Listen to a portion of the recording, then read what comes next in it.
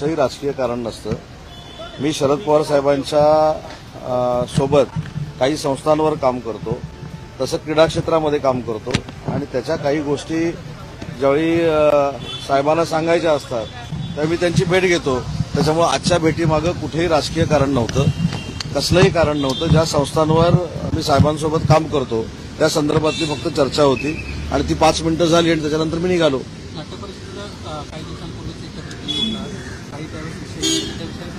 त्याच संदर्भामध्ये किंवा क्रीडा क्षेत्रातल्या संदर्भामधल्या काही गोष्टी होत्या, त्या साहेबांशी मी चर्चा केलेल्या आहेत। त्याच्यामुळे मला असं वाटतं की प्रत्येक भेट ही राजकीयच असते अशातला भाग नाही।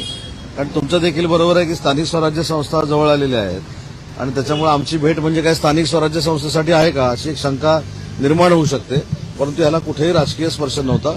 काही संस्थांच्या बाबतीमध्ये म्हणजे क्रीडा क्षेत्रातल्या आणि सांस्कृतिक क्षेत्रातल्या त्या संदर्भात माझी साहेबांची भेट होती।